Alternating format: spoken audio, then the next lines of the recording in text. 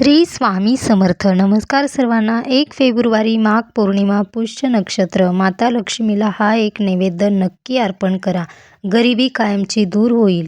पौर्णिमेदिवशी माता लक्ष्मीची कोणतीही छोटी मोठी सेवा केल्याने माता लक्ष्मी प्रसन्न होते, तसेच माता लक्ष्मीचा वास घरात राहतो, अखंड लक्ष्मी प्राप्ती होते. यासाठी तुम्ही छोटी सेवा करू शकता. कोणतीही सेवा करायला नाही मिळाली किंवा तुमच्याकडे वेळ नसेल तरीही तुम्ही छोटी मोठी सेवा करून माता लक्ष्मीला प्रसन्न करून घेऊ शकता. शेवटी आपली श्रद्धा महत्त्वाची आहे, विश्वास महत्त्वाचा आहे. त्यासाठी तुम्ही ही एकच सेवा करा. सर्व काही सेवा केल्याचे पुण्य तुम्हाला नक्की मिळते. या दिवशी आपण माता लक्ष्मीला एक नैवेद्य अर्पण केल्याने आपल्या जीवनातील दुःख, दारिद्र्य, गरिबी दूर होते.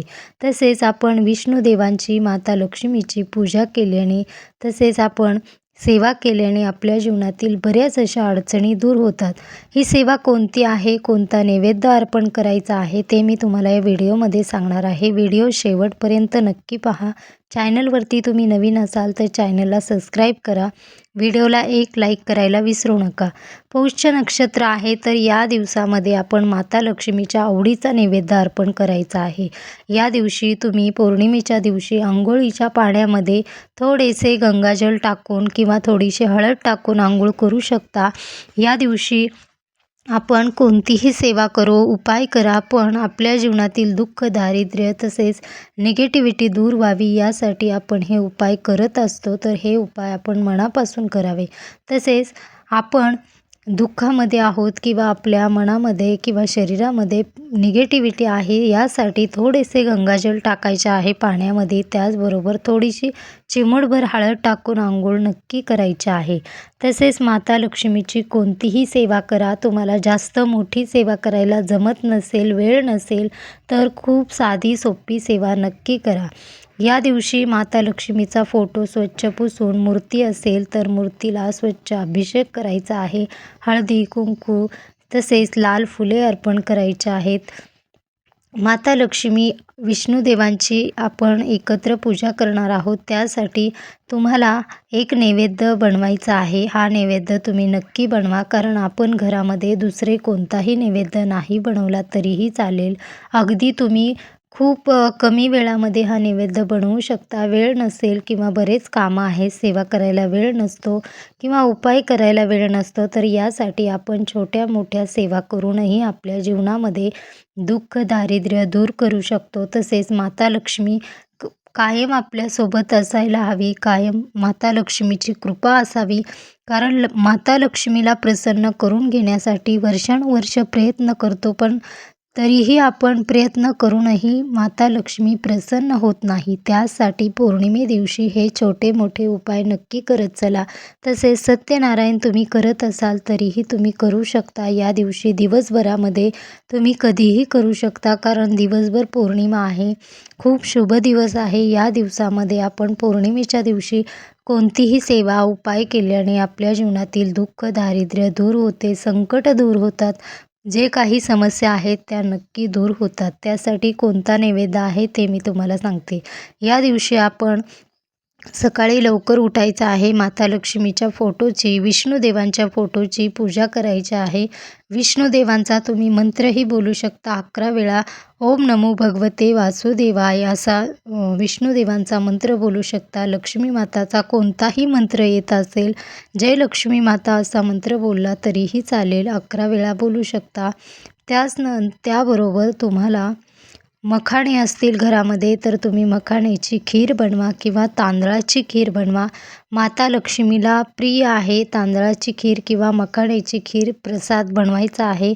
हा एकच नैवेद्य तुम्ही अर्पण करा. दुसरं काहीही करायला नाही जमलं किंवा तुमच्याकडे वेळ नसेल एवढे सेवा करायला, उपाय करायला, तर तुम्ही थोडीशी खीर बनवायची आहे. ती खीर माता लक्ष्मीजवळ ठेवायची आहे. रात्रभर तुम्ही पौर्णिमेच्या दिवशी रात्रभर माता लक्ष्मीच्या तिथे व्यवस्थित ठेवायचे आहे. पूजा करायची आहे, नैवेद्य अर्पण करायचा आहे, तुम्हाला जप करायचा आहे. माता लक्ष्मीला आपल्या ज्या काही अडचणी आहेत, धनासंबंधित काही जीवनामध्ये दुःख, दारिद्र्य आहे, सर्व काही बोलायचं आहे, मनापासून प्रार्थना करायची आहे. हा नैवेद्य तुम्ही रात्रभर तिथेच ठेवायचा आहे. त्यानंतर तुम्हाला सकाळी हा नैवेद्य घरामध्ये सर्वांना द्यायचा आहे. कारण आपण कोणतीही सेवा करतो ते आपण मनापासून करतो. माता लक्ष्मीला नैवेद्य अर्पण केलेला तो घरामध्ये सर्वांनी घ्यायचा आहे. प्रसाद म्हणून सर्वांनी खायचा आहे. कोणतीही सेवा करा, मनापासून करा. आपण जी काही सेवा करत आहोत त्यामध्ये श्रद्धा महत्त्वाची आहे. असं नाही की तुम्ही भरपूर मोठी सेवा करा तेव्हाच माता लक्ष्मी प्रसन्न होणार आहे, असे नाही. तर या दिवशी तुम्ही उंबरठा पूजनही करू शकता. हळदीचे लेपन करायचं आहे. छानशी रांगोळी काढायची आहे. कारण आपण मुख्य दरवाजा जेवढा आकर्षित ठेवतो तेवढी माता लक्ष्मी आपल्या घरावर प्रसन्न होते किंवा घराकडे आकर्षित होते. यासाठी तुम्हाला उंबरठा लेपन, हळदीचे लेपन नक्की करायचं आहे. जमेल तेवढी सेवा करा माता लक्ष्मीची. हा एकच दिवस असा आहे की आपण माता लक्ष्मीची सेवा करू शकतो. या दिवशी माता लक्ष्मीला प्रसन्न नक्की करून घ्या. श्रद्धेने आपण मनातून कोणतीही छोटी मोठी सेवा केली तरीही माता लक्ष्मी स्वीकार करते. कारण तुम्ही बऱ्याच सेवा करायला वेळ नसतो.